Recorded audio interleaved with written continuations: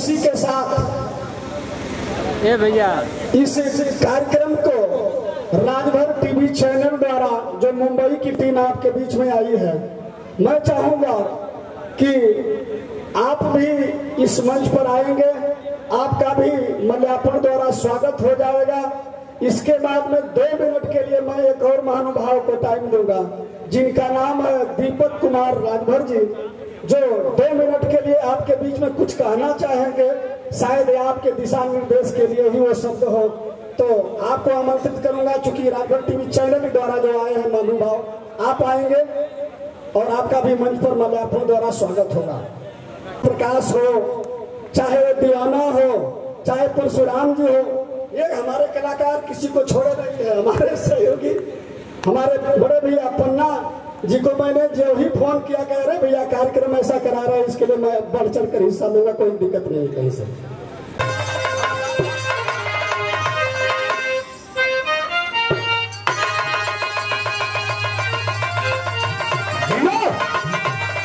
तैयारी में रहा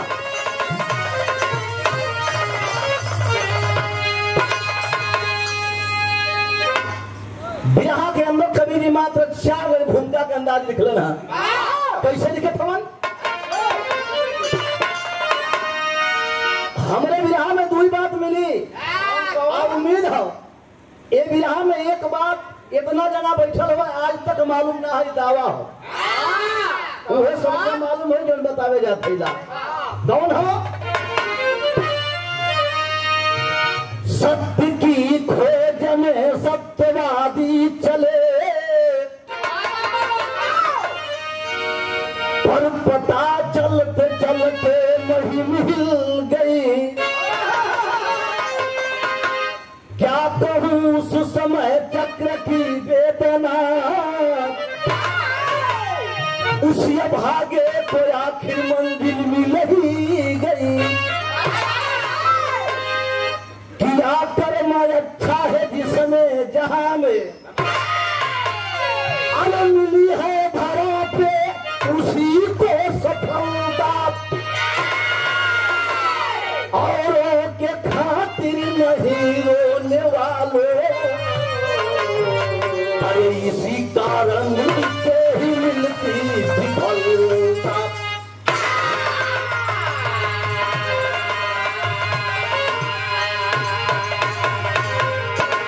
ये लाइन बा, सत्य के खोज में सत्यवादी चले, सत्य के खोज में सत्यवादी चले, पर पता चलते चलते मही मिल गई। बड़ा बिरहा सुनला या सुनत हुआ लोग? छोट भाई हिला क्षमा चाहम, जहाँ गलती हुई वहाँ दौड़ कर हन एक लाइन में गीत हो साहब।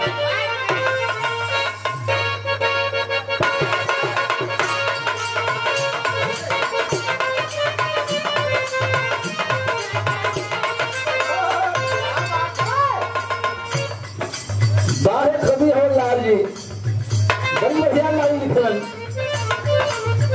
तुम्हें या जीवारा चाह भगवान,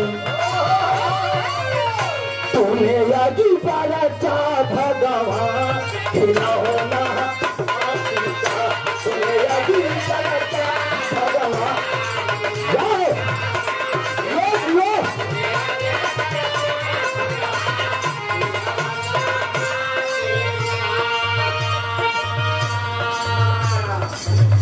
रुपया से हौसला जाएगी आगे। हमारे बड़े भैया प्राण विलास यादव जी बहुत सुंदर गायक कलाकार, मालिक सुख में जिंदगी बितावे आपका। बिरहा के अंदर कवि जी भाव लिखे थे।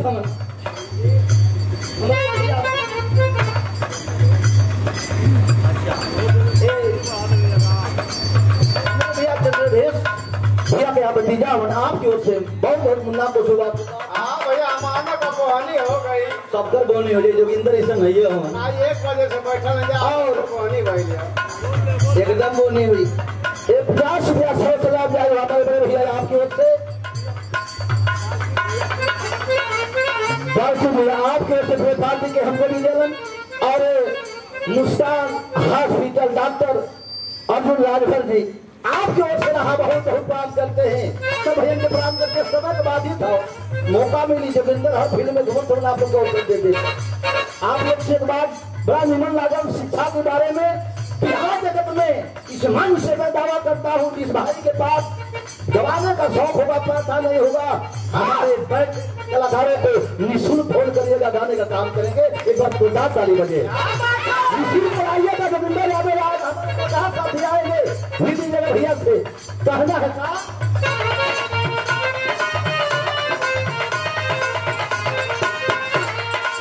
एक बात कहना चाहता हूँ, कवि जी अपनी कलम की लाइन से।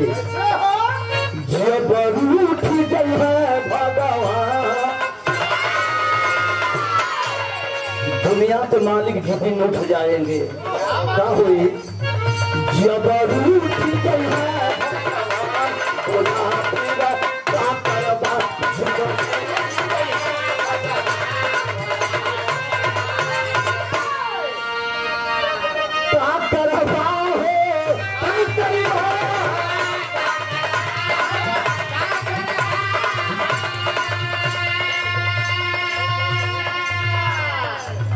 ये तनु बना सोनेपुर पहाड़ बहुत से रुपयों से बिहार समिति कमेटी की ओर से बहुत बहुत प्रणाम। सब के प्रणाम बा। ये तनु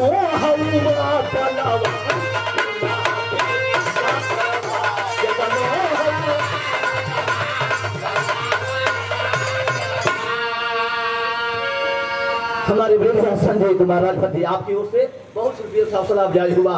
यही से कहानी का शुरुआत हम मात्र एक लाइन दा।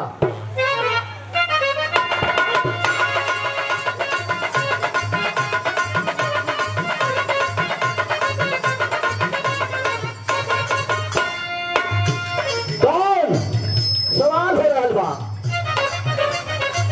किसी को राजा से भी रंग बना देते हैं, किसी को राजा से भी रंग बना देते हैं, आई है खासियत में औकात में ला देते। जरूर हो गया जहान में सिकंदर को, जरूर हो गया जहान में सिकंदर को, उसे मालूम नहीं था पी गया समंदर को। राजा चंद्रसेन का दरबार लगल है। राजा चंद्रसेन के दरबार में खचाखच मंत्री दरबार में भीड़ लगोले हम। मंगल भैया आपकी ओर से प्यार की पंखुड़ी में गुथा गया। हमारे बड़े भाई बड़ा मेहनत कर रहे हैं बिरहा जगत में। जब हमारे गोटी ना बना जावा कहीं भेंट हो जाए, बहुत बहुत प्रणाम से भजन के बाद गाँव के हम राजा चंद्रसेन के दरबार में एक दिन माई आस लगा के देखा बिरहा का सिलसिला निस्वार्थ भक्ति। यहाँ जे भी आल बा पैसा रुपया बदल नहीं आल है। हमारी निर्गवैया जोगिंदर निर्गवैया निस्वार्थ भक्ति करे आयल बा। निस्वार्थ हो, रुपया पैसा न चाहिए। यहाँ प्रेम से सुना। और राजापुर से रविंद्र राम जी आपके ओर से बहुत बहुत सामान का पैसा तय करके आ ले जा भैया। जरूरी हो धीरे से मन से मन 1 बजे से लग जा। आखिरकार मारी बुढ़िया 12 साल बेटवा के रोहित को लेके और राजा की दरबार में पहुंचल है आस लगा के। जब राजा सिंह के दरबार में तो राजा जो हो तो कुछ दिहन तो हमारे 2-4 दिन की जीविका चली। जब वही गेट के पास मारी बुढ़िया अपनी बेटवा के लेके पहुंचल है, राजा साहब अंदर है, पहरेदार गेटमैन जिन गेट पर खड़ा हो भाला लेके। हमारी बुढ़िया कल भैया राजा चंद्रसेन से मिले समय 10 मिनट बहुत अइला गइला गीत लगती है।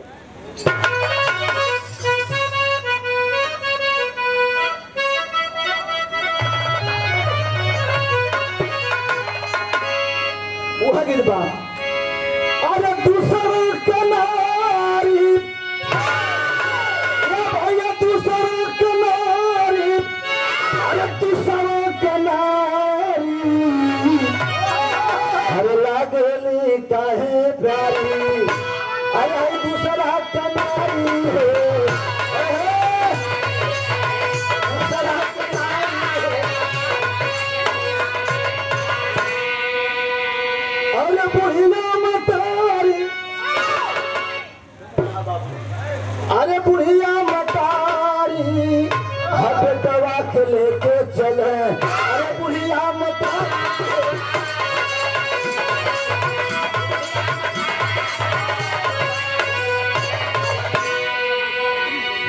पंचायत के प्रत्याशी भूगल जी, आप भावी प्रत्याशी भैया, आप चर्चा आपकी ओर से मालिक में जिंदगी बनावा है सब के प्रणाम बा भैया का। अरे ये तने लो संत एक अइले समहनवा रामा, अरे बुढ़िया से पूछा लगना रोजा का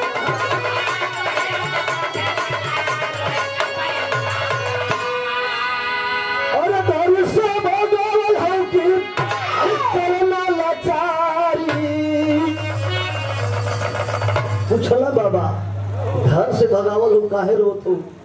रोत हो साधु बाबा से पूछत हमन माई भगावल हो कोनो दुख तकलीफ बेटवा 4 दिन से भूखल नहीं जा 12 साल के बेटा हमारे पास बाबा भोजन के व्यवस्था ना बड़ा आस लगा के राजा चंद्र सिंह दरबार पर आदि हाँ से निराश होके जा फिला साधु बाबा अपने झोपड़ी पर रखलन जो खिच्चा बनल हो दोनों बेटा माई के रहलन खैलन रात बीतत है, लेकिन राजा चंद्रसेन अपने मन में विचार कर थोड़ी बदल गई।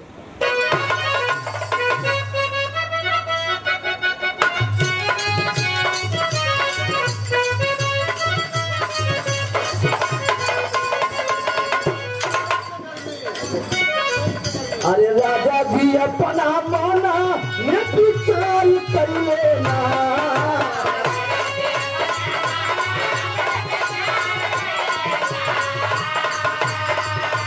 राजा जी अपना माना विचार कर लेना, सुंदर पोखरा बनाएंगे वो करार चले वो सुंदरी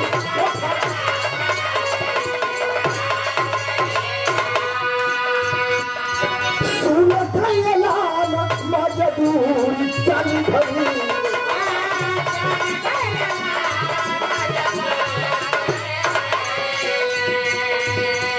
राजा के दरबार में सब सुंदर सरे बाहर भोजन भी मिली पैसा मिली, राजा हुआ तो सबके चेते का काम नहीं दबा।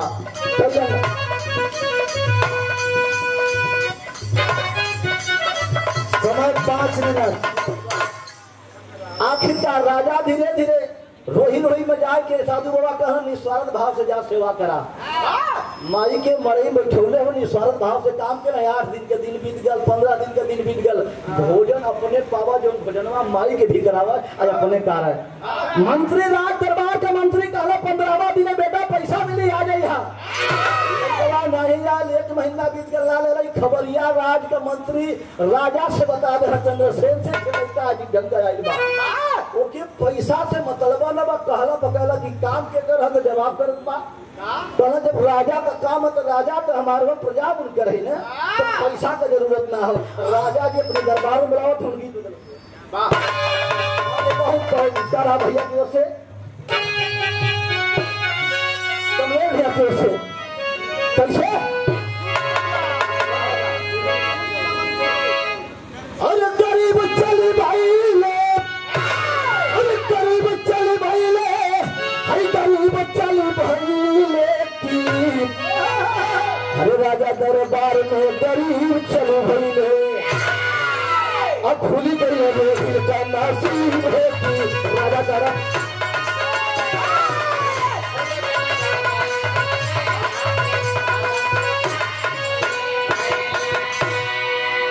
राजा के दरबार में पहुंचल। राजा बोलन बचवा जावा अच्छा विचार कर ली स्वार्थ वाली बात। हमारे पिताजी चंद्रहाट राजा भैया क्या पिताजी हमारे पिताजी को से बहुत बहुत सफेद के प्रणाम बा। अच्छा हबीबपुर धरती से भैया नंदराज की ओर से भैया के प्रणाम आपको ओर से बहुत बहुत प्रणाम। दौड़ कर राजा के दरबार में पहुंचल। राजा कहे काम बा कि हे आश्रम में पहुंचा जहाँ विद्या आश्रम बनल हो ये माई बाबू को सेवा करा। मंत्री कह चल यही दरबार में सेवा करे पैसा ले वही करना खाली खाए चाहत बा। स्वयं राजभर भी आपके ओर से बहुत दौड़ कर वो सेवा आश्रम में विद्या जहाँ माई बाबू विद्या थोड़ा आज के भी इतिहास देखे पेपर पढ़ने दिनवा बहुत लोग लेकिन विद्या में माई बाबू बढ़ोती में ठेल देते होना चाहिए देखे भाई करो तो ये ना चाहिए कहना है का तेरी कराई।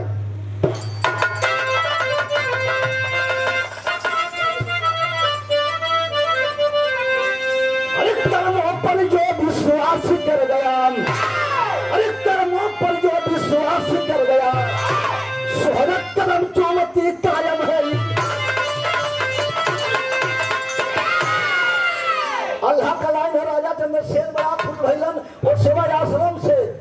मंत्री की पद बतावत हम कैसे बनाओ फिरोज खा 12 चट्टी से आप की ओर से बहुत बहुत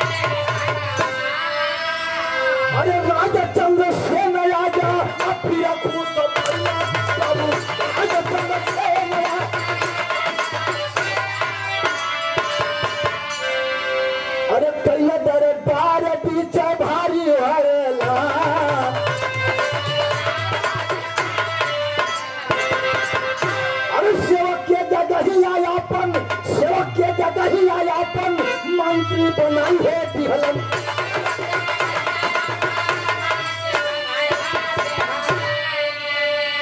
राजमहल का जवन लड़का दरबार में भीख मांग के परिवार गल है भेंट करे बजे वो मंत्री बन गया लेकिन जब वो सब खुश भई ना राजा अपने दरबार में मायूस बैठल हो वो साथ पहिन के रोहिल बचवा वो दरबार में बड़ा विनती के कि जीवन चच्चा के पद हमके न दिया जा हमारी उम्र ना हम जो ना हिला बड़ा दिन से बुढ़ऊ चच्चा हो दिन के रहे था आज महल में बगल में राजा चंद्रसेन महल बनवा के माई बुढ़िया के रखले हवन लेकिन जहाँ कौनो व्यवस्था निस्वार्थ भाव रहल रानी बगल में खड़ा ही 18 साल का राजा के लड़की पैर पर जमीन पर पैर रखले ही बड़ा चिंतित हो राजा आंख में आंसू हो बाबू लेकिन खड़ी में आज रानी कहने के प्रभु कबहू कुछ ना करे लेकिन आज हमके इजाजत हो जाए तो कुछ कहता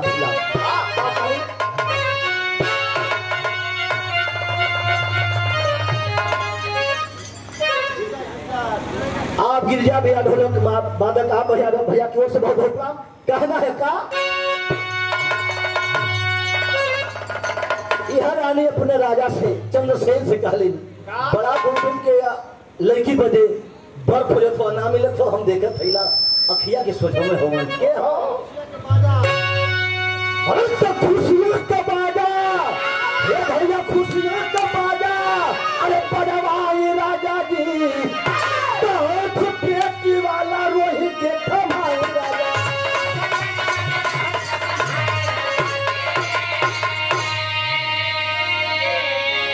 राजा चंद्रसेन दरबार में खड़ा हो गिलन तू का कहत हो कहे हिंसे बढ़िया चौन बेटा निस्वार्थ भाव सेवा के लिए ईमानदार ऐसा बेटा ना मिली जब तू बना देला बगल में राजमहल भी बनवा देला तो इससे बढ़िया का चाहिए रोवत हम राजा रानी खुशी का आंसू एगो होले वो गम का आंसू होला लेकिन खुशी के आंसू में रोवत हम कहत अरे रोई देश निस्वार्थ दमाद नहीं परिवार अरे दावा की सागर वो जहान खोदी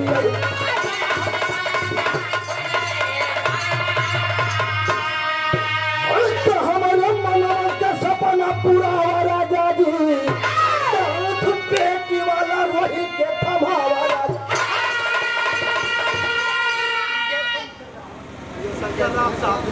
विजय शंकर राम सात दिन पर धरती से बहुत बहुत भैया के प्रणाम आखिर कहने का मतलब हमारा विराह का यही हुआ निस्वार्थ भाव चाहे विराह में आवा रुपया पैसा दिया कलाकार न जोहन दावे के साथ कथी विराह रोल हुई विराह रोल हुई हमारे सजिंदर भाई भी सहयोग देते हवन सारे लोग से जोनी बेटवा से भेंट ना होखा राजा से आज वो राजमहल का वो राजा का दामाद बन गईलन राजभर जी आना है तैयार है गुरु बिहारी गुरुपत्तु छापर जी स्वर्ग सीधा